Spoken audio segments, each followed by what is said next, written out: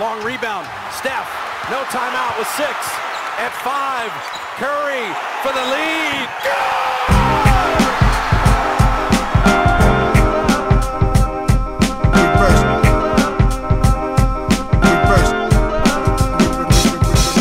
The game is game. The game is game. The game is game. The game is game. Always, always, always. Salut à toutes et à tous. Bon, on espère que vous n'avez pas trop la gueule de bois en ce lundi, suite de finale de championnat d'Europe. Nous, forcément, un peu déçus après l'échec de l'équipe de France en finale face à l'Espagne hier lors de la finale.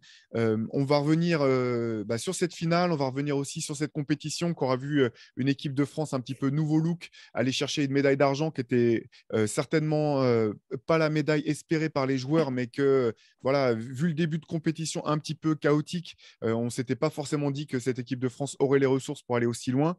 On va revenir sur tout ça. On va aussi essayer de parler un petit peu de perspective. Qu'est-ce qu'on peut attendre de cette équipe de France pour la suite? Qu'est-ce qu'on a pu apprendre de cette équipe de France au vu de cette compétition? Et puis, on sera, même si c'est dur pour tous les supporters français, il faudra quand même revenir et puis saluer malgré tout cette performance de l'Espagne qui était elle aussi en reconstruction, en transition et qui, une fois de plus, a ajouté une nouvelle médaille d'or à son palmarès. Première question, Shai, Antoine, vous qui étiez forcément devant le match hier, comme la plupart des gens qui nous suivent. Quel a été un petit peu votre sentiment au vu de cette finale maîtrisée quand même de bout en bout par l'Espagne face à l'équipe de France? Voilà. Comment vous avez vécu le match? Est-ce que vous avez cassé des trucs? Est-ce que des insultes ont fusé? Comment ça s'est passé? Comment ça s'est passé chez vous? Ouais, tu parlais de gueule de bois, c'est un peu ça. Et en même temps, on est tellement habitués. Comme on se disait, on a l'impression que ça fait 15 ans qu'on voit le même match contre l'Espagne, indifféremment des joueurs qui sont là. Enfin, je veux dire, il n'y a plus de frère Gasol, il n'y a pas Ricky Rubio. Nous, le casting a un peu changé aussi. Et tu as l'impression qu'il y a toujours cette espèce de complexe d'infériorité ou alors de situation où on a l'impression que nous, c'est le match de notre histoire, le match de notre vie, alors qu'eux n'en ont strictement rien à foutre et déroulent leur basket parfaitement, sans pression et finissent par gagner. Donc, alors, je n'ai pas cassé de chaise parce qu'au final, ça a été une telle démonstration. Surtout, la première mi-temps, c'était incroyable. Juancho Hernan Gomez qui rentrait tout ce qui tentait.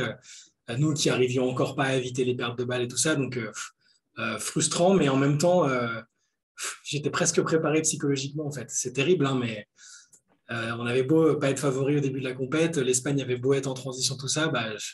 Tu vois un France-Espagne, tu peux pas t'empêcher de te dire que ça risque de se reproduire comme ça s'est produit les autres fois. Et donc voilà, c'est là le fait que ce soit très récent, forcément la déception prédomine. Mais voilà, on en parlera. Il y a des choses très bonnes à retenir du tournoi, d'autres moins bonnes. On fera le bilan comme ça, quoi. Moi, l'impression qui me reste, c'est que j'ai l'impression que l'équipe de France était à la fois près du but et pourtant quand même assez loin. On en a beaucoup parlé dans le podcast. C'est quand même une équipe qui avait des grosses lacunes, des grosses limites, des limites qui normalement ne te permettent pas d'être championne d'Europe. À un moment, si on regarde très sincèrement, quand tu as autant de soucis de communication en défense et que tu as autant de mal à créer du jeu, normalement, tu ne peux même pas être dans cette position d'aller jouer le titre. L'équipe de France a quand même un peu miraculeusement et avec beaucoup de courage et a réussi à se retrouver dans cette position. Donc, quelque part, voilà, tu te dis que le titre n'est pas loin. Donc, forcément, c'est une déception. Maintenant, si on prend du recul, je pense qu'il y avait quand même pas mal de limites. Et pour aller un peu sur ce que dit Shai, les France-Espagne, j'ai l'impression que globalement, de toute façon, moi ce que je retiens de ces matchs-là, si on prend sur l'ensemble, sur 10-15 ans, il y a quand même une équipe qui sait jouer son basket et qui la met en place bien plus souvent que l'autre. Il n'y a pas forcément toujours plus de talent côté espagnol. Sur les 15 ans, je pense vraiment que peut-être que je surestime un peu les équipes de France, mais je pense que ça s'équilibre pas mal. Je pense que niveau talent, c'est assez équilibré. Par contre, voilà, il y a une équipe qui sait jouer son jeu. La France a su le faire sur quelques campagnes, hein. Il y a évidemment toujours des exceptions, mais voilà, je trouve que dans l'ensemble, tu as quand même une formation qui a plus de principes, plus d'acquis, plus de rigueur. Et quelque part, c'est ce qui s'est illustré hier soir, quoi. Il y a une équipe qui a joué son basket et l'autre qui a subi. Ouais, je partage un peu votre avis. Alors, paradoxalement, autant avant le match, j'étais quand même chaud bouillant. Je me disais, c'est pas possible. Perdre, je ne sais pas comment je vais pouvoir encaisser de perdre à nouveau contre l'Espagne. Finalement, déjà, les équipes sont très différentes de celles des très grandes rivalités du passé.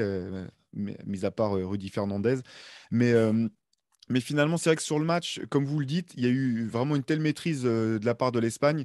J'ai pas eu le sentiment personnellement, j'ai pas du tout le sentiment que cette finale c'était un fiasco de l'équipe de France. J'ai vraiment eu le sentiment que c'était une démonstration de force de cette formation espagnole qui joue très très bien au basket. Comme tu le dis, Antoine, il y a une académie de jeu. Alors ça veut pas dire que c'est pas tant sur la ça veut pas dire que notre formation est forcément défaillante, mais c'est vrai qu'il y a certaines nations où tu sens qu'il y a une vraie identité de jeu, notamment offensif, très forte, qui fait que tu peux ajouter des joueurs un petit peu en plug and play. Tu mets un mec qui a jamais joué en sélection, bah boum, il se retrouve dans le bain.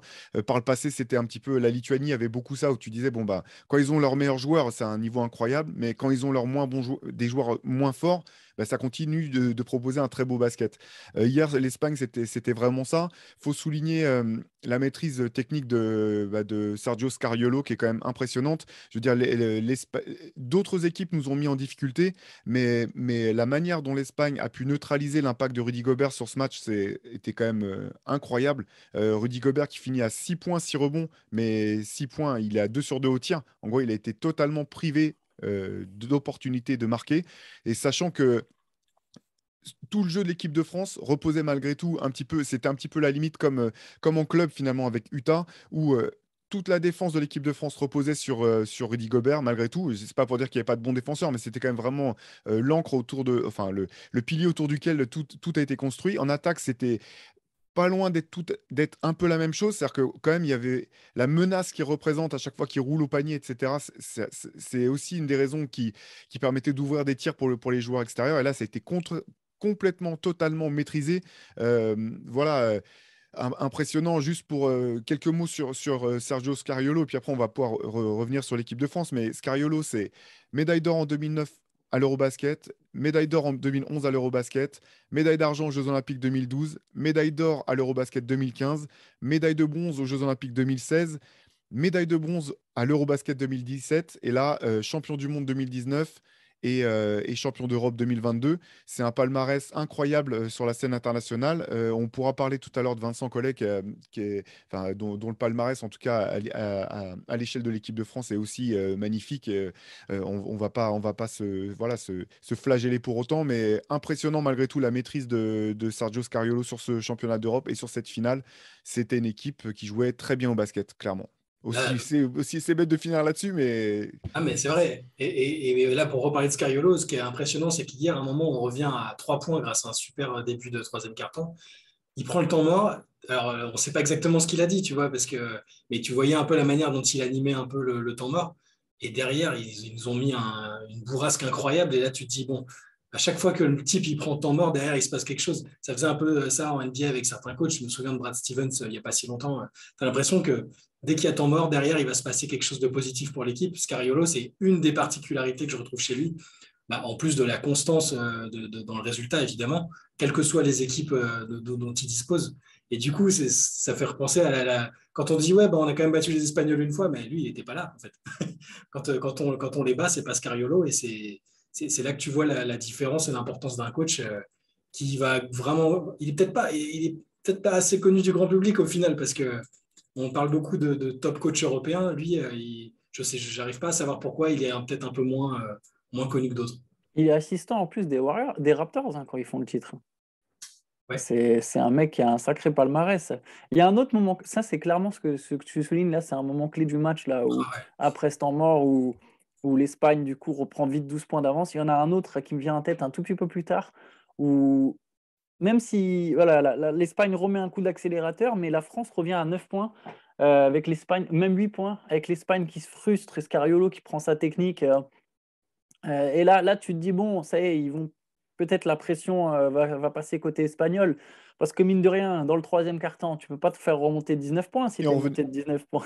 c'est Oui, si t'es mené de 19. Oui, bien sûr, on est revenu de 21, mais tu vois ce que je veux Non, non, dire. mais c'est ça. Il faut Ouais. rappeler que malgré tout, enfin, on était mené, on était largement devancé en première mi-temps et que l'équipe de France a quand même fait un comeback vraiment, voilà, et Mais vraiment l'équipe de morte les armes à la main, quoi. On a vraiment fait monter un comeback où longtemps on se disait, bon, bah, le match est encore prenable, c'est encore faisable, quoi. Je trouve que l'équipe de France n'a joué vraiment que 5 minutes. Je suis d'accord avec toi sur le fait que c'est pas un fiasco. Ça, je te rejoins. Je pense que c'est quand même plus une démonstration espagnole qu'un fiasco. Maintenant, je trouve quand même que l'équipe de France a plutôt mal joué dans l'ensemble sur cette finale, en tout cas s'est fait dominer. J'ai l'impression qu'il y a 5 grosses minutes, ou 6, les 3 dernières du deuxième quart-temps, les 3 premières du troisième quart-temps. C'est les minutes pendant lesquelles on est passé de 21 points d'écart à 3 points d'écart. Après, voilà, il y a un moment dans le troisième quart-temps, l'équipe de France est en tout cas au contact parce que les Espagnols jouent moins bien. Et en tout cas, il y a une meilleure défense française aussi, il faut le reconnaître, plus d'agressivité. Carrément, avec Et notamment même Andrew, après ce temps, oui, voilà, oui, Andrew, même Hurtel qui s'y met, c'était pas mal. Et il y a ce temps mort, donc ok, l'Espagne revient à plus 12, mais sans forcément dominer, sans forcément être très bien, et elle se frustre. On peut se dire que là, c'est le moment où ça peut être un nouveau tournant, où il y a moyen de faire un run. Et là, il y a un 1-3 points de Juancho Herrera Gomez qui est plus marqué depuis un moment. Enfin, il avait fait son show en deuxième mi-temps, puis là, depuis qu'il était rentré dans le troisième, il n'avait pas forcément été très en vue. Et là, boum, il remet le 3 points et ça repasse à 10 points d'écart. Et là, par contre, je crois qu'à aucun moment, plus jamais, la France a été vraiment dans le match. bah, tu fais bien de souligner Juancho parce que ça a été quand même l'équipe d'Espagne a très bien joué, mais ça a été l'assassin de ce match. Donc il finit à 27 points, 9 sur 11 au tir, 7 sur 9 à 3 points, 5 rebonds, 30 dévals. À un moment à la mi-temps, dans notre groupe chat, à nous, j'ai envoyé un message un peu naïf en disant, bon, de toute façon, s'il faut tirer un point positif, c'est que l'Espagne ne peut pas garder un tel pourcentage de réussite à 3 points tout le match. Bah, si, en fait, c'est possible et c'est exactement ce qui s'est passé. On a eu le sentiment. C'est pas des tirs confortables la Non, plupart du temps. Ils sont vraiment chauds les tirs à qui rentrent. chaque fois qu'il y a eu un Mais, tir au buzzer, quasiment, ils ont marqué. C'était mais assez. Ça tue une défense. Tu défends parfaitement 23 secondes et tu prends le tir à 3 points à la 24e. Il y a rien de pire. après, les premiers qu'il met, pour le coup, sont ouverts. C'est après, ça l'a mis en forme. Mais tu sais quoi, moi, j'ai l'impression, si ça n'avait pas été Juancho, ça aurait été un autre, en fait. Ça aurait pu être Lorenzo Brown, ça aurait pu être. Et je le dis ça vraiment de manière positive pour l'Espagne, tu vois, ça aurait pu être Rudy Fernandez. J'ai l'impression qu'à un moment, il y a une identité de jeu, il y a un système, il y a une attitude qui fait que soit toute l'équipe va prendre feu, soit quelqu'un dans l'équipe va prendre feu, en fait. Et bah là, c'était Juancho, c'est tombé sur Juancho. Et après, oui, il a été exceptionnel. Tu ne vois pas non plus tout le temps des mecs qui te mettent 7 paniers à 3 points dans une finale d'Eurobasket. Mais j'ai le sentiment que ça aurait pu être n'importe quel autre mec, en fait. Après, c'est vrai que bon, ce qui est clair, c'est que cette équipe d'Espagne, donc talentueuse, mais effectivement pas l'équipe d'Espagne la plus talentueuse qu'on ait vue sur le terrain, tout comme l'équipe de France, il y a du talent, mais c'est pas non plus l'équipe de France la plus talentueuse qu'on ait pu mettre sur le terrain. Mais voilà, moi j'ai eu le sentiment comme cette équipe d'Espagne était plus équilibrée. Était plus cohérente quelque part, avec une hiérarchie plus établie. C'était, je pense, l'une des grandes difficultés de l'équipe de France pendant tout ce tournoi. Dans le dernier podcast, on soulignait quand même bah, la force mentale de cette équipe qui a réussi à sortir 2 fois de match coup près, qui était vraiment super mal embarqué, et arriver à prendre la victoire, se hisser jusqu'à la finale, c'est assez remarquable. Faut pas l'oublier, mais c'est vrai que on a senti tout du long que finalement Vincent Collet cherchait dans sa rotation sur qui il pouvait compter, même sur le dernier match. Finalement, il y a Eli Okobo qui fait peut-être un de ses meilleurs matchs de la compétition, qui a un de ses plus gros temps de jeu. Il est bon, effectivement. Tu dis, les matchs précédents, il a très peu joué. Timothée Luaou Cabarro, il a quasiment pas joué alors qu'il avait été plutôt bon les matchs précédents. Et ça, c'est vrai que quand tu arrives au moment de jouer ta finale, quand tu n'es pas sûr vraiment de savoir sur qui tu vas pouvoir compter, sur quel profil tu peux vraiment t'asseoir et te reposer, c'est extrêmement compliqué. Et j'ai eu le sentiment que là-dessus, il y avait, alors on va pas rentrer dans le détail de est-ce que Vincent Collet s'est fait out-coacher par Sergio Scariolo, c'est pas tant la question, mais j'ai le sentiment que du côté de Sergio Scariolo, décidément, j'ai même du mal à le dire, il y avait plus de certitude quelque part sur qui je vais pouvoir compter à quel moment, comment gérer mes rotations, etc. Et ça s'est vraiment senti dans la maîtrise qu'a démontré l'Espagne sur ce match. Et le problème, c'est que indépendamment du coup, même avec le fait de pouvoir changer tu parlais de la difficulté de trouver une équipe qui changeait pas trop pour Collet. Malgré ça, les problèmes sont restés les mêmes tout au long du tournoi. En fait, le problème principal des pertes de balles, c'était pas juste un petit problème, il s'est répété tout au long du tournoi, à part contre la Pologne, mais c'était quasiment un non-match en face. On fait encore 20 pertes de balles sur la finale, c'est affolant en fait. Bah non, c'est impossible d'aller jusqu'à ce stade-là avec autant de pertes de balles. Avec autant de pertes de balles. Et ça, peu importe les line-up qu'il a pu mettre et l'adversaire, adversaire faible, pas faible, Espagne, pas Espagne, le nombre de pertes de balles. C'est un truc qui était fou en première mi-temps, c'est que je crois qu'on rentre au vestiaire avec 60% d'adresse au tir. Alors que, et en fait, c'est juste qu'on n'a pas eu le temps de rater les tirs parce qu'on perdait, on était à 10 ou 11 pertes de balles à la mi-temps, en fait. Ouais. Ça a été une plaie tout au long du tournoi. Et ça, quand tu disais que c'était pas un fiasco, c'est évidemment pas un fiasco parce qu'on aurait tous signé. On te dit médaille d'argent avec cet effectif-là, avec les adversaires qu'il y avait en face au début du tournoi. On te dit, tu vas faire médaille d'argent, tu signes tout de suite. Mais le fiasco, c'est de ne pas avoir réussi à inverser cette tendance-là sur les pertes de balles. Et on sait que ça te tue, ça peut te tuer une compétition et ça peut t'empêcher de gagner un titre. Là, ça a aussi joué, en plus de tout ce qu'on a dit de bien sur l'Espagne. Ce que je voulais dire quand je disais que pour moi, c'était pas un fiasco, c'est que pour moi, un fiasco, c'est quand une équipe déjoue totalement et joue à l'envers de ce qu'elle est capable de faire. Et j'ai pas eu le sentiment que c'était le cas de l'équipe de France. En fait, comme tu le dis, les pertes de balles, c'est un problème intrinsèque de cette équipe, de ce groupe. On a parlé du manque de créateurs et de playmakers au sein de l'équipe. Voilà, ça a été quand même le souci majeur tout au long de cette campagne. Et donc, j'ai le sentiment que finalement, c'est pas que l'équipe de France a totalement déjoué, c'est que l'équipe d'Espagne avait était très forte, avait ciblé un certain nombre de nos points forts pour les faire baisser et du coup, nous faire baisser sur nos points forts. Et du coup, bah, forcément, nos points faibles se révèlent. Et finalement, c'est pas étonnant que sur cette finale, on a eu autant de pertes de balles. Ça aurait été bien sûr, on aurait préféré en avoir moins, mais sur la logique de ce qui s'est passé, ce qu'on a vu de cette équipe de France sur cette compétition, c'était finalement dans la continuité de ce qui s'était passé précédemment. Bah, c'était même finalement le truc sur lequel on a été le plus régulier tout autour du tournoi. C'est quelque part, les pertes de balles, c'était. Et ouais, tu as raison de le souligner, Shai, que ce soit la Hongrie ou l'Espagne, on perd autant de ballons. Donc, c'est un problème qui vient vraiment de l'équipe.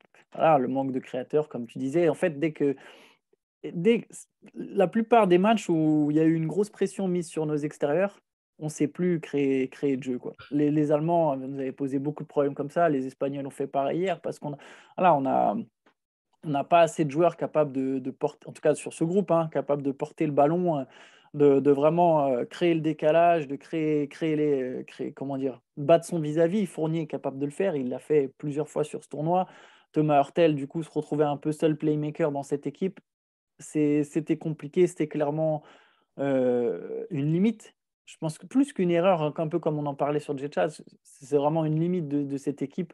Être allé aussi loin, c'est toujours dur à dire avec le recul parce que enfin, les joueurs vont te dire qu'ils visaient la médaille d'or et je comprends, et c'est des compétiteurs, mais c'est presque, on a presque de la chance d'être là au final en médaille d'argent. Je ne le vois pas comme ça, mais parce qu'au final, c'est pas de notre faute si les Grecs ils se sont foirés, si les Serbes se sont foirés, et si les Slovènes se sont foirés, on va pas être désolé pour eux.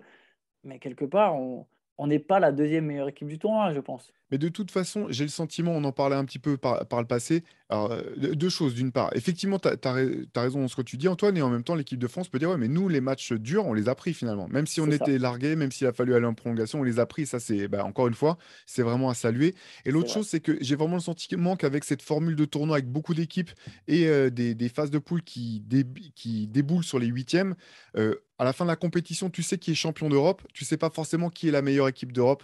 Oui, c'est Voilà, vrai. je pense qu'avec les formules par le passé, avec moins d'équipes sélectionnées ou déjà être qualifié pour les championnats d'Europe, c'est un semi-exploit en soi. Et ensuite, des phases de poule plus longues qui mènent sur l'écart. J'ai pas de souvenir vraiment très fort à part voilà, quelques exceptions un petit peu où le champion d'Europe n'était pas la meilleure équipe, vraiment, meilleure équipe vraiment d'Europe, Oui, quoi. sur l'ancien format, oui. Sur l'ancien format. Alors, il y Oui, a des bien sûr. surprises. L'Espagne avait perdu en 2007 en se faisant battre par une fantastique équipe de Russie qui était moins talentueuse certainement, mais pour le coup qui était certainement l'équipe, la meilleure équipe au sens bah, cohésion, vie de groupe, etc. C'était David Blatt à l'époque qui coachait, qui avait fait un Ouais. travail incroyable. Mais sinon, voilà, je pense que cette nouvelle formule, c'est aussi pour ça qu'il y a eu autant d'upsets, autant de cadors qui sont sortis. Si ça avait été des phases plus longues et puis ça sortait sur l'écart, je mets ma main à couper qu'on aurait retrouvé Grèce, Slovénie, Serbie, enfin, Ouais. Slovénie était en quart, mais que Grèce et la Serbie seraient allés plus loin. Ça, j'en mets ma main à couper.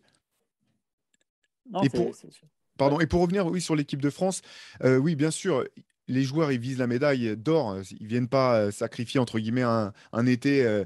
Les saisons sont très longues, que ça soit en Euroleague ou en NBA, les saisons sont extrêmement longues. Ils viennent, c'est pour être champion d'Europe.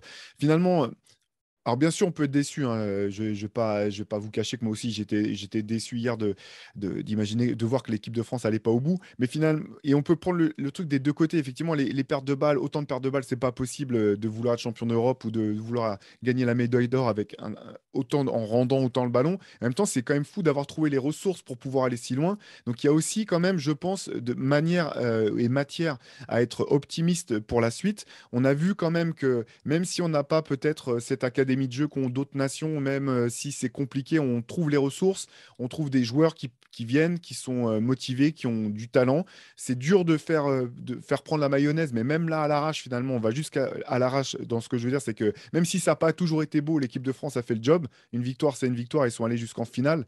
Alors, bien sûr, on aurait tous préféré qu'ils repartent avec l'or, mais il y a quand même des choses voilà, intéressantes à retirer de ce championnat d'Europe. Moi, je suis curieux de savoir un petit peu quels ont été, vous, vos enseignements. Qu'est-ce que vous avez appris de l'équipe de France sur ce championnat d'Europe? Qu'est-ce que ça vous a, quelle bille ça vous donne pour la suite? Est-ce que vous voyez un petit peu la suite de ce que cette équipe pourra proposer au championnat du monde l'an prochain et aux Jeux Olympiques en 2024? Et évidemment, ce que tu as dit et ce que tout le monde a retenu, c'est cette force mentale qui, sur le coup, avant les retournements de situation, on rage en se disant non, mais que c'est pas possible de prendre autant de retard contre des équipes qui sont inférieures, etc. Que le basket proposé n'est pas fantastique, tout ce qu'on veut, mais c'est un point qui peut être fondateur pour la suite, mine de rien. On sait que pour le mondial ou pour les JO, si le noyau dur qui est là reste avec le retour des cadres, sont De Colo, Batum, sans parler d'éventuels nouveaux à l'intérieur, on en parlera une autre fois, je pense, mais cette force mentale peut te permettre de te sortir de situations encore plus compliquées pour le mondial et les JO qui sont finalement l'objectif que tout le monde s'est fixé en équipe de France, même au niveau de la Fédé, parce que un mondial et les JO à Paris, en plus derrière, c'est l'objectif. Donc ça, cette force de caractère, cette capacité à pas baisser les bras, ça peut être aussi une identité. On parle du fait que l'Espagne a l'identité de jeu, tout ça. Nous, l'identité, ça peut être d'accoucher dans la douleur de résultats. Ça peut être ça aussi, mine de rien. Ça, et après, ce que je retiens, c'est dans les surprises, encore une fois, là, je vais pas être très innovant, mais je pense que tout le monde a adoré Terry Tarpey pendant la compétition parce que c'était un type que personne n'a vu venir, même les suiveurs de Betclic Elite qui le connaissent depuis des années, qui suivent Le Mans, tout ça, on sait que c'est un bon joueur, un très bon joueur du championnat, mais le voir arriver et d'être aussi indispensable, aussi bien intégré dans un collectif voilà, qui tourne bien depuis pas mal d'années, voir des joueurs comme ça se greffer à l'équipe et être aussi bon, apporter en plus une dimension un peu différente avec la défense du shoot. Voilà, le type, c'est devenu une coqueluche en quelques jours. Son maillot, c'est le plus vendu. Voilà, moi, je retiens que un type dont on pensait qu'il était là pour jouer des miettes de minutes, j'arrive pas à l'imaginer absent des deux prochaines compétitions. En fait, c'est fou, mais Je vais juste rebondir sur ce que tu disais. Je vais vous donner les stats de Terry Tarpey sur ce championnat d'Europe. Donc, c'est 5,4 points à 63% de réussite au tir, 50% à 3 points, 90% lancé franc, 4,3 rebonds, 1,6 passes et moins d'une balle perdue par match et presque 2 interceptions.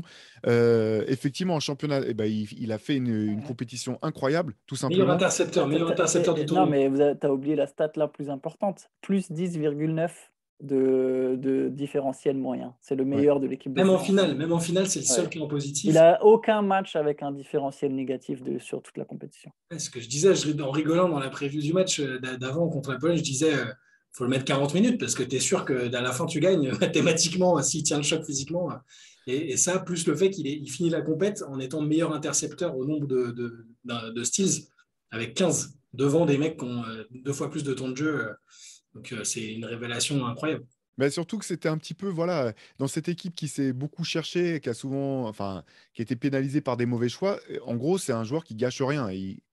Quand il touche la balle, il n'y a que du positif, en fait. Et encore, là, on vous a donné les stats, mais sachant que l'essentiel de ce qu'il apporte sur le terrain ne se lit pas dans les chiffres que je viens de montrer. La passe qui fait, la passe qui donne la passe décisive, la petite, le ballon qui n'est pas tout à fait intercepté, mais qui finit par arriver dans la main de quelqu'un d'autre, tout ça, ça rentre pas du tout dans les statistiques. Donc, effectivement, ça, c'est un vrai, je pense, comment dire, point positif de cette campagne, c'est d'avoir pu identifier ce joueur, de le voir en compétition, en situation réelle au plus haut niveau européen, et voir que bah voilà, systématiquement, c'est un joueur qui t'apporte du positif. Je pense que limite, c'était peut-être aussi une des preuves sans vouloir lui manquer de respect, bien sûr, hein, de ce manque de, ben, de constance dans le jeu de l'équipe de France. Et finalement, tu te dis, bah, si c'est ton sixième homme, bah là, tu as une super belle équipe. Vraiment, si tu peux faire sortir Terry Tarpey du banc et qui t'apporte tout ça en plus, je pense que ça élève tout de suite ton niveau de jeu global. Donc après, on pourra revenir aussi sur les Mais rosters des équipes à suivre, quoi. oui, oui, c'est ce qui devrait arriver avec le retour de Batum. Évidemment un des points très intéressants à retenir de cette compétition, Terry Tarpey, parce que je pense qu'effectivement, on a vu pas forcément un cadre, mais un joueur essentiel se révéler. Après, moi, sur la résilience, sur le courage ou la force mentale, oui, bien sûr, mais je mettrais quand même une petite nuance sans vouloir être rabat-joie. Je dirais que quand même, on a vu, si tu as enfin, la vraie force mentale aurait été de réussir à jouer avec rigueur, tu vois, juste rigueur. Je parle même pas de bien jouer ou quoi, mais de manière solide, enfin, sur plus que ce qu'on. Enfin, au moins sur 40 minutes, on ne l'a pas fait très souvent, on l'a fait une fois Mais contre le la truc, c'est Pologne. que Donc, je vois ce que tu veux dire, Antoine, mais je sais pas si c'est vraiment, si ça repose sur les mêmes choses, en fait. Moi, j'ai l'impression que les balles perdues sont aussi une résultante bah, du profil des joueurs, en fait. ah, mais moi, je parle pas des En balles ne- perdues, là. Moi, j'ai pas Ah, parlé. Moi, je parle bah, même pas des balles perdues. Je sur parle la de plus maîtrise de la globale, tu défense. veux dire. Mais même, enfin, non, même sans rentrer sur un truc plus global, mais juste sur la défense. On n'a pas l'intensité défensive. Alors, évidemment, c'est dur de le mettre sur 40 minutes. C'est plus facile à dire. Je suis assis dans mon salon. Mais tu vois ce que enfin, défendre sur 40 minutes, on l'a très peu fait. On l'a fait une fois, c'est contre la Pologne. Et même, on a eu quand même souvent des passages à vide. Et ça, c'est quand même une question mentale. Euh, Normalement, si tu as un plancher défensif, tu as une forme de solidarité, d'intensité que tu décides de mettre, quels que soient les joueurs qu'il y a sur le terrain et quel que soit le match. Ça, c'est de la force mentale. Et c'est quelque chose, je suis désolé, mais on n'a pas fait tant que ça. Donc, on a eu de la résilience dans des moments importants. On n'a pas lâché dans des moments où on a aussi quand même profité. C'est même pas seulement que nous, on a eu de la force mentale, c'est que nos adversaires n'en ont pas eu. Parce que je suis désolé, mais force mentale ou quoi, tout ce que tu veux, si Cedi Osman et Simone Fontecchio ils mettent leur lancer franc, bah, tu peux avoir toute la force mentale que tu veux, tu sors quand même.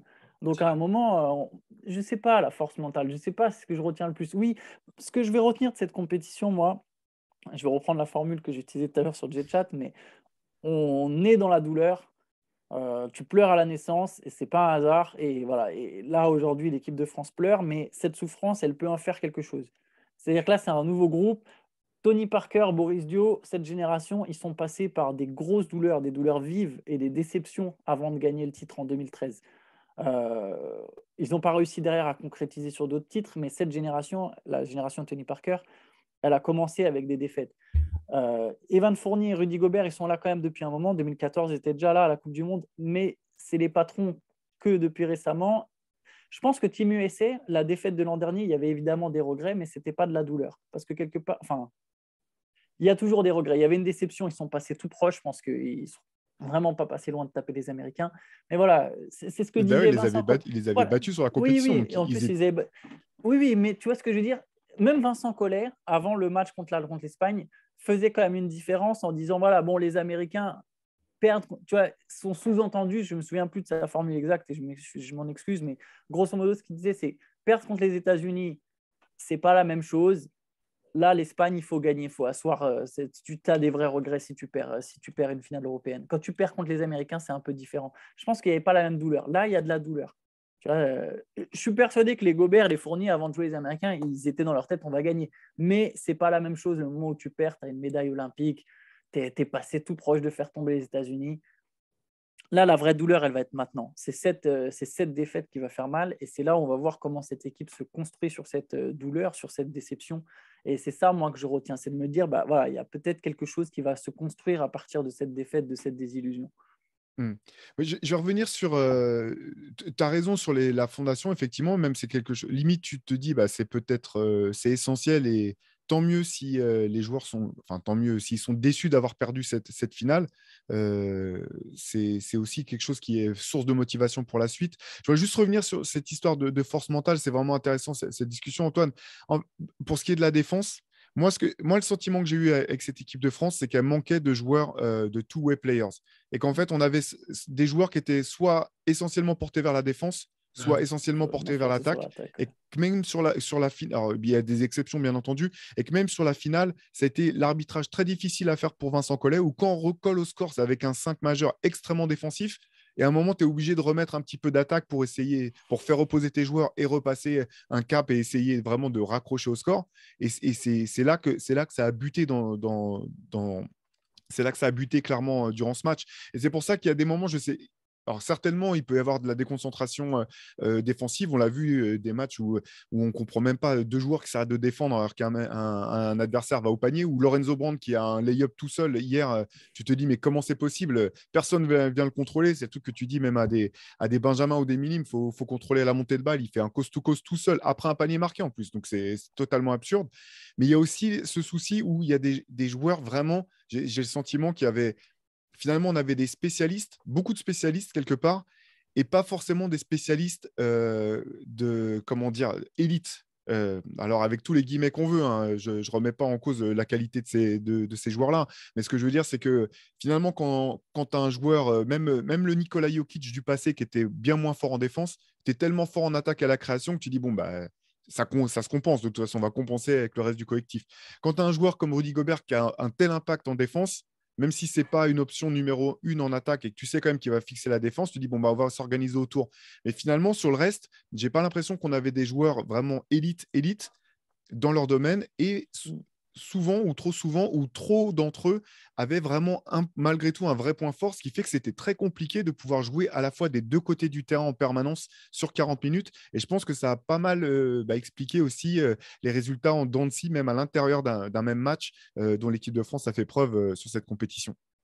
Ouais, tu as raison, tu as carrément raison sur le profil des joueurs. Après, il y a aussi des joueurs, par exemple, qui ont peut-être ce profil un peu polyvalent, comme Timothée Luwawu-Cabarrot, que j'ai trouvé un peu décevant sur le tournoi au final, avec ce qu'il avait montré avant. Pour moi, c'est le genre de joueur qui sait être tranchant en attaque et est très, très fort en défense. Et là, son temps de jeu a été très, très variable aussi de son fait. Hein. C'est pas parce que Vincent Collet a arbitrairement décidé qu'il n'était pas bon. Mais il y avait ce côté-là. Et le fait aussi de voir Evan Fournier, dont on sait que la dominante du jeu est quand même très, très offensive, c'est pas un hasard qu'il fasse quasiment son meilleur match offensif le jour où on prend une déroute comme ça. Je pense que c'est pas un hasard non plus. Le jour, quand il est obligé de faire ça ou que le jeu réclame qu'il fasse ça, c'est qu'autour, ça n'a pas fonctionné collectivement à cause de tout ce que tu viens de dire, justement. Ouais, c'est vrai que si tu avais pu mélanger un petit peu Eli Okobo et Timothée Luwawu-Cabarrot, avoir la défense de l'un et la capacité explosive de l'autre en attaque, tu vois, c'est ce type de profil. Je pense qu'il a manqué un petit peu à cette équipe de France. Deux joueurs qui ont montré des bonnes choses à certains moments, bien sûr, mais c'est vrai que Timothée était en difficulté avec son tir sur l'essentiel du tournoi. Eli, on a vu que c'était un petit peu l'apprentissage du très très haut niveau, même si il sortait d'une saison, d'une très belle saison en Euroleague, qu'il a joué en NBA, etc. Mais c'était d'ailleurs encourageant finalement. J'ai trouvé qu'il y avait des choses encourageantes dans son match de finale hier pour la suite. J'espère que c'est le début des choses à attendre de sa part en équipe de France en tout cas. Mais oui, on peut parler peut-être un petit peu de la construction pour l'avenir. Donc, championnat du monde l'an prochain. Jeux Olympiques en 2024, effectivement, les deux grands absents, entre guillemets, cette année, même s'ils avaient annoncé assez tôt qu'ils ne pourraient pas venir cet été, c'était Nando De Colo, Nicolas Batum, deux joueurs, effectivement, qui correspondent à ce qu'on vient de dire. Des two-way players, créateurs, l'un vraiment balle en main, l'autre un facilitateur de jeu hors norme. Donc ça, on se dit que voilà, il y a des belles choses à revenir, des belles choses à venir, tout simplement. Vous, est-ce que vous avez le sentiment cette équipe-là, finalement, est-ce que c'est la naissance d'une équipe à laquelle certains autres éléments vont pouvoir venir auxquels certains autres éléments vont pouvoir venir se greffer, ou est-ce que vous pensez que c'était une équipe un petit peu de passage, entre guillemets, où de toute façon, à partir de 2023, en fonction des disponibilités des uns et des autres, tout va repartir de zéro? Comment vous voyez ça, vous? C'est très compliqué à dire parce que effectivement, là, tu peux te demander si avec De Colo et Batum, c'est pas justement les deux parfaitement qui auraient réglé la plupart des problèmes, que ce soit sur les trous d'air sur le manque de régularité dans l'intensité défensive, offensive.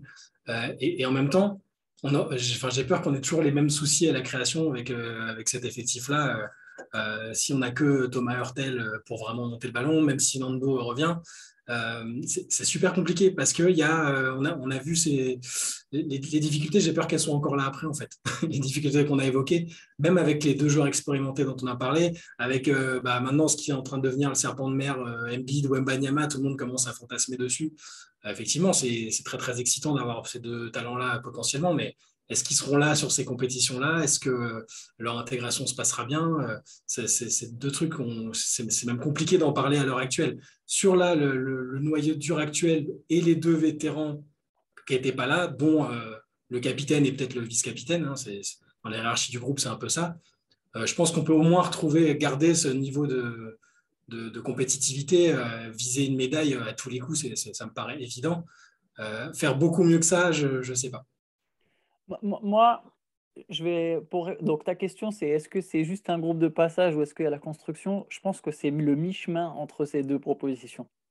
Et je pense qu'il y aura Joel Embiid à la Coupe du Monde et ça va dépendre de comment ça va se passer. Je pense que Joel Embiid, il va venir. Parce qu'il ne peut pas se permettre d'attendre. Enfin, si, il pourrait, parce que c'est Joel Embiid, mais je pense qu'il sera sélectionné avant les JO. Je pense que tu es obligé. Tu ne peux pas juste venir te pointer aux JO, genre je veux jouer les JO si tu n'as pas fait une compète avant. Je pense que là, c'était trop juste pour l'Eurobasket. Il a été naturalisé un peu tard. Peut-être plus tôt, il l'aurait joué. Je ne sais même pas si c'était un de ses objectifs. Je ne suis pas sûr que. Par contre, la Coupe du Monde, qui est quand même plus prestigieux que l'Euro, en tout cas forcément, hein, c'est mondial. Je pense qu'il va vouloir la jouer.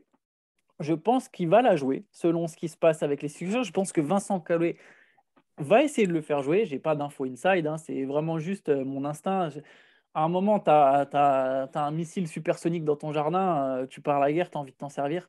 Moi, je pense qu'il va le tester et que c'est plus simple de le tester sur une Coupe du Monde que sur les Jeux Olympiques à Paris, où là, tu auras vraiment la pression de résultat. Selon comment ça se passe, on a vu comment ça a donné avec Noah, c'est très spécial, c'est très particulier, les personnalités sont différentes, les jeux sont différents. Embiid, tu peux vraiment construire ton équipe autour de lui offensivement, donc je pense que c'est pour ça, il va le tester à la Coupe du Monde, ils vont voir ce que ça donne. Dans cet Euro, on a quand même vu souvent les Français jouer avec 2 intérieurs, 2 grands intérieurs. Ce que fait Poirier, Embiid peut le faire.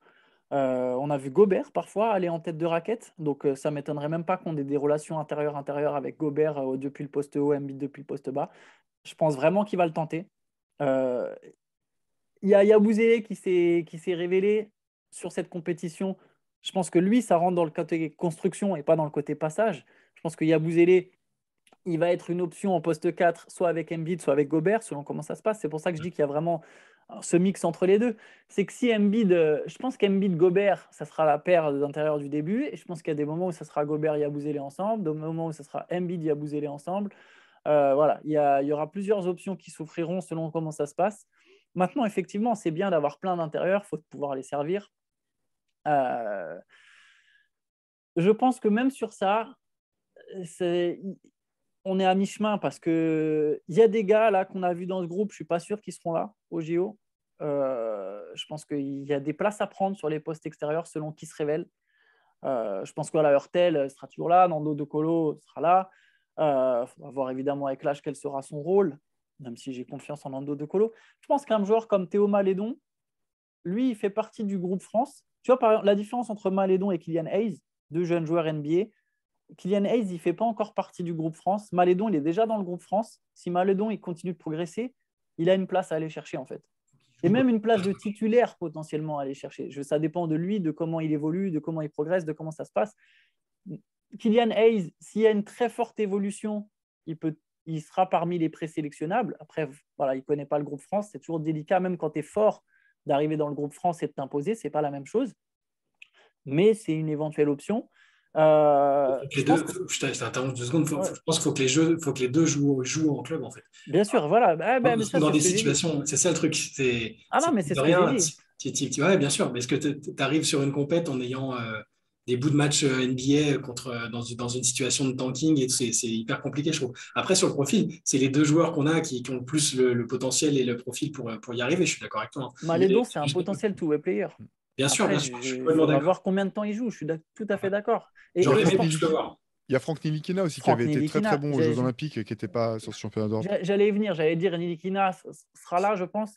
Et c'est pour ça que je dis qu'il y a des places à prendre à l'extérieur. Il y a pas, c'est vrai qu'il n'y a pas nos gros talents à venir, que ce soit Embiid ou Mbanyama sur la jeunesse pour plus tard encore. Je pense que c'est après, je pense que c'est post-JO. Petite parenthèse, je suis persuadé qu'Mbanyama sera sélectionné aux Jeux Olympiques. Je le dis. Anthony Davis a été pris dans le groupe Team USA avant d'être une star. LeBron James et Dwayne Wade ont été pris en 2004. Ils n'avaient pas un rôle majeur, mais ils étaient là juste pour le principe de ils vont être le futur, on va le prendre. Je suis persuadé, Vincent Collet va coacher Wembanyama à Boulogne. Ma main à couper, Wembanyama, il sera aux Jeux Olympiques. Ce serait la logique de toute façon. Au vu du talent et du profil du joueur, ça serait la logique. Peut-être même Coupe du Monde. Ouais, j'aimerais que tu aies raison. Peut-être même Coupe du Monde. Quasiment. Tu as raison, mais je suis juste sceptique. C'est pour ça que j'ai du mal à me projeter sur Embiid et Wembanyama. C'est des joueurs qui bon, Wembanyama commence sa carrière, mais j'aimerais qu'il finisse une saison pro sans blessure pour être sûr qu'il est capable de jouer la Coupe du Monde. Et Embiid, c'est pareil. Enfin, il a des soucis physiques. Les Sixers ont été ultra prudents avec lui. Donc, dans l'idée, je suis tout à fait d'accord. Tout ce que tu as dit sur les deux me paraît logique. J'ai juste beaucoup de mal à me projeter sur ces deux-là, en fait. Pour Embiid, je pense que s'il est sélectionnable, il sera sélectionné. Tu peux pas ne pas prendre un joueur comme ça. Effectivement, la question, ça sera la question de son état de santé, sachant que dans 2 ans, vu sa situation contractuelle, les Sixers n'auront pas beaucoup de levier en fait pour l'empêcher de disputer les Jeux Olympiques si ça devait être le cas. Ce qui est intéressant, c'est de voir quand on a été la seule équipe à jouer tall ball, avoir autant d'intérieurs de très grande taille. Finalement, on a pu aller on a été en finale, alors que ça nous a parfois pénalisé sur certaines séquences où on a été mis en difficulté. Je pense au passage de l'Italie, là, quand l'Italie revient très fort, là, justement en mettant l'accent sur le small ball. Ce qui est intéressant, par contre, c'est de voir que donc, on a réussi à aller aussi loin en jouant du tall ball. Et que ce qui nous a souvent pénalisé, c'était pas tant défensivement, c'est qu'en attaque, on n'arrivait pas à servir nos intérieurs, comme tu le disais, Antoine, on n'arrivait pas à peser, et qu'à chaque fois, systématiquement, même hier, quand on a mis la balle dedans, ça a payé. Ça a payé sur les pénétrations, ça a payé sur le peu de jeu de post-up qu'on a pu avoir, soit pour marquer, soit pour ressortir les bons ballons. Et si jamais tu peux amener Joel Embiid, ben, tu as un mec qui est un petit peu moins bon que Gobert en défense, mais pas tant que ça, et qui est bien plus fort que n'importe quel autre intérieur qu'on a dans l'effectif. C'est-à-dire que, et notamment, on connaît tous Joël, un mec qui peut s'écarter, tirer de loin, qui, sur les aides défensives, peut venir cadrer, même garder un arrière, aider puis reprendre, etc. Donc je pense que y avait, c'est toi, Antoine, qui t'avais mis le doigt dessus, je crois, au tout début de compétition, en te demandant si Collet n'était pas en train de tester des choses, de voir des choses en grandeur nature, et si ce n'était pas une des raisons pour laquelle on était parti avec Rudy, Mustapha Fall et Vincent Poirier dans cet effectif. Je pense que ça a beaucoup de sens, effectivement. Ça a permis de montrer qu'on pouvait aller loin, même si on n'avait pas forcément le talent nécessaire pour. Et si tu rajoutes un Joel Embiid et un Victor Wembanyama, bien sûr, sous couvert qu'il n'est pas de pépin physique, qui continue la progression fulgurante qui est la sienne depuis quelques années, tu te dis, bon, bah là, tu pars avec potentiellement Victor, qui, comme tu le disais, Antoine, ça ne sera pas un joueur majeur de cette équipe de France. S'il doit être pris pour les Jeux Olympiques, il sera là pour faire la rotation, pour pouvoir s'acclimater, pour aussi être dans une logique de transmission. Ce qui nous a beaucoup pénalisé. On va pas refaire l'histoire, mais après la médaille d'argent aux Jeux Olympiques de 2000, quand une bonne partie de l'équipe de France, des cadres, ont claqué la porte pour des raisons d'embrouille avec la Fédé, on n'a pas eu ce passage de témoin entre cette génération-là et la génération Tony Parker. C'est pour ça que Tony Parker, Boris Diaw, Pietrus, etc. Ça, on a eu la chance d'avoir par contre ce passage de témoin entre cette génération-là, celle de Colo, Batum, et puis maintenant celle de Colo, Batum, avec les Van Fournier, Rudy Gobert, etc. Donc dans la logique, je pense que, sauf blessure, effectivement, je pense que Victor sera là au moins pour les Jeux Olympiques. Ouais, ça serait la logique. Je serais même pas surpris. Coupe du Monde, c'est délicat parce qu'il y aura la draft. Donc, Coupe du Monde, je pense qu'il sera pas là. Il viendra de se faire drafter. Il y aura la franchise. Ça dépendra de l'équipe qui le draft aussi. Ça dépendra de la franchise qui le draft. Je pense que la franchise voudra l'avoir auprès de lui. Jeux Olympiques, même s'il est blessé pendant la saison, aucun doute sur le fait qu'il faudrait qu'il se blesse, il faudrait qu'il fasse une grosse blessure pour être là en septembre en fait, ou il faudrait qu'il se blesse en toute fin d'année. Moi je pense pas, il aura peut-être des petits pépins pendant l'année, mais enfin bref, peu importe, même s'il n'en est pas, tu vois. Je pense vraiment qu'il sera là pour faire le nombre. De toute façon, c'est ce qu'on souhaite, et même pour Embiid maintenant, maintenant qu'il est naturalisé tout ça, moi je souhaite qu'on ait ces deux-là, évidemment, tu veux toujours les meilleurs joueurs à disposition. J'ai juste du mal à être optimiste et à visualiser le truc, en fait. Tellement c'est des situations, tellement je ne les ai pas encore vues en situation, en fait. Après, c'est très compliqué, on est d'accord, hein, parce que sur Embiid, il y a effectivement, il faut déjà qu'il soit en bon état de forme. C'est déjà peut-être, ça t'enlève peut-être 50% de chances de pouvoir le sélectionner. Il y a un débat, voilà, c'est aussi un débat qui fait rage pour des termes de, voilà, de conception de l'équipe de France, de C'est qui on peut réglé maintenant, sélectionner je ou pas. pense. Ouais. Voilà, bien entendu, mais ce que je veux dire, c'est que ça rentre aussi un petit peu en ligne de compte. Donc, on verra bien pour Victor et les jeunes. Effectivement, il y a les problèmes des blessures. Il y a quelle équipe le draftera. Parce qu'on a vu, ça dépend vraiment des philosophies des équipes. Finalement, elles draftent des joueurs et puis elles veulent les faire jouer très vite. Donc, qu'est-ce que tu préfères qu'il joue un championnat du monde ou qu'il aille jouer en G-League ou en Summer League, enfin, pas en G-League, en Summer League? Qu'est-ce qui est le plus révélateur pour ton joueur? Où est-ce qu'il va le plus apprendre? Ça dépend vraiment des philosophies de franchise NBA. Enfin, ça me semble comme ça, quoi. Après, là, ce qu'il vient de montrer là, sur les matchs de préparation, qui ne sont que des matchs de préparation, mais 2 matchs à 34 points, plus une activité énorme, et en tenant le choc physiquement sans aucun souci, forcément, ça te fait baver, surtout quand tu vois qu'on a des petites difficultés. Tu as envie de le voir. Le potentiel, il est gigantesque. Forcément, l'équipe fantasmée, elle est incroyable dans l'idée pour 2023-2024.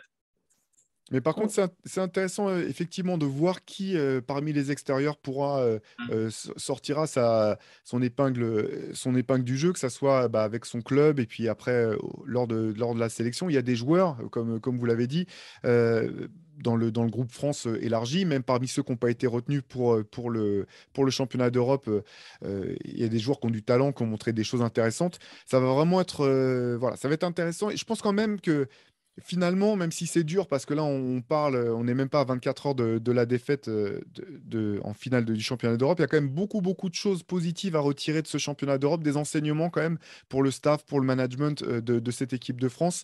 C'est intéressant quand même. Antoine, je crois que tu as sous les yeux, tu as le palmarès de cette équipe de France depuis Ouais. sur les 10 dernières années.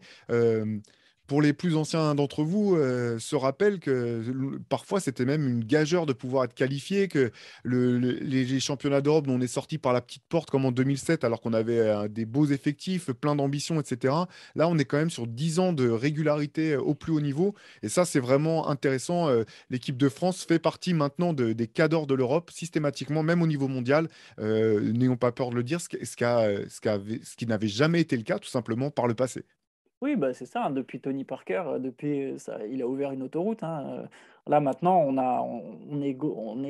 on s'installe durablement, je pense, dans le haut du panier mondial et certainement au niveau européen.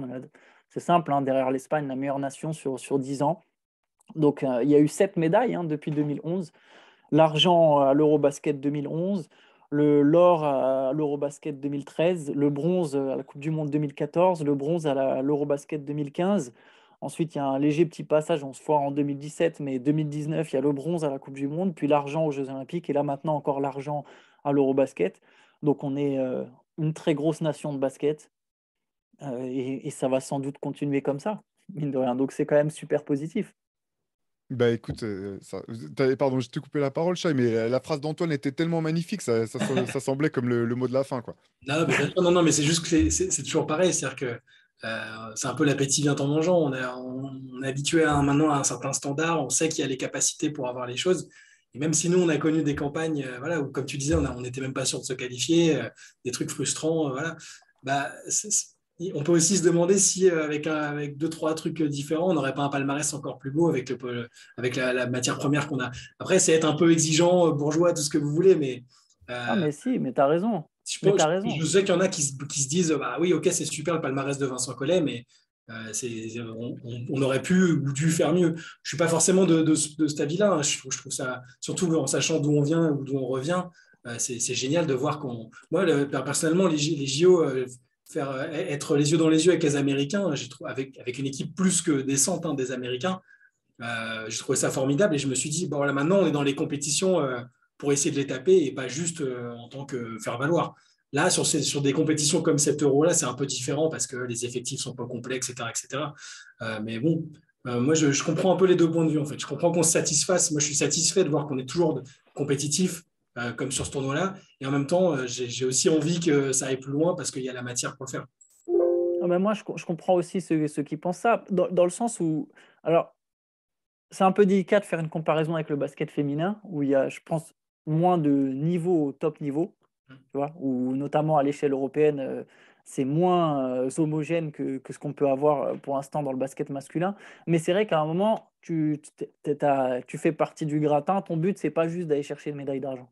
Je pense Ouais. que l'équipe de France, la médaille d'argent, c'est cool, mais elle peut pas se satisfaire d'une médaille d'argent. Alors sur cette compétition, c'est un peu spécial, mais c'est vrai que si tu arrives à pleine puissance, tu te dis pas, ah, c'est cool, on a encore perdu contre les Espagnols ou contre les Serbes, ou tu vois, non, et à un moment, tu es obligé d'assumer quand même ton statut de favori, tu viens pour gagner, tu viens pour décrocher des médailles d'or.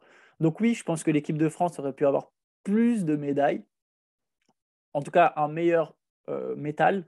Maintenant, ça reste quand même formidable, hein. Je suis un peu comme toi, je suis le cul entre deux chaises. Mais oui, à un moment, tu dois faire. Sur cette finale, moi, je comprends que les joueurs, là, les Fournier, les Gobert, les Yabusele, ils se disent bah non, on va pas se satisfaire d'une médaille d'argent, c'est cool, mais on n'est pas venu pour ça, quoi. C'est le bon état d'esprit d'ailleurs, je pense, hein. Oui, c'est le bon état d'esprit, je pense C'est ce aussi. qui Ouais. change avec les années, c'est qu'on a cette impression que c'est une génération qui ne se contente pas de l'argent, justement.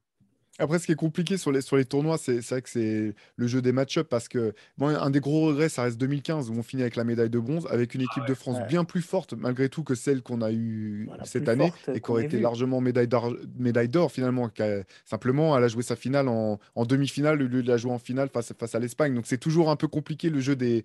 Mais enfin, parfois tu peux finir avec la médaille de bronze en ayant une équipe plus forte que limite que Le l'équipe qui va avoir la vainqueur. médaille d'argent, quoi. Bah, l'Allemagne avait peut-être la. Enfin, alors c'est difficile parce que je pense que l'Espagne, au final, a montré que c'était quand même la plus régulière du tournoi, mais l'Allemagne avait peut-être la meilleure équipe du tournoi, tu vois, qui sait, ils finissent troisième.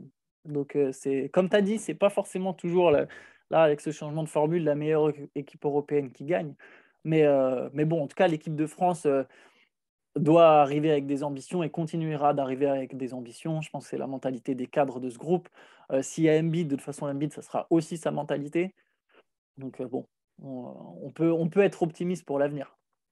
Absolument. Et puis, les, comment dire, les péripéties des équipes de France, ça s'arrête pas là, parce qu'on va enchaîner bientôt avec la Coupe du Monde, pardon, féminine, qu'on suivra aussi avec attention. Pour retrouver un peu toutes nos analyses en détail sur ce championnat d'Europe, je vous invite à aller sur Basket Session. Il y a tout un tas d'articles que vous pourrez retrouver ce matin et cet après-midi sur la compétition. Nous, on va continuer à suivre, bien sûr, l'équipe de France féminine, la NBA qui se rapproche, les rumeurs, tout ça. C'est chaque semaine dans le podcast et puis le reste du temps sur Basket Session. Bon courage pour vous remettre en ce lundi de la défaite d'hier. Ça va aller, comme disait Antoine, il y a de bonnes choses à attendre pour l'avenir. Nous, en tout cas, on vous donne rendez-vous dès la semaine prochaine pour un nouvel épisode. D'ici là, portez-vous bien. Ciao! Ciao. Ciao.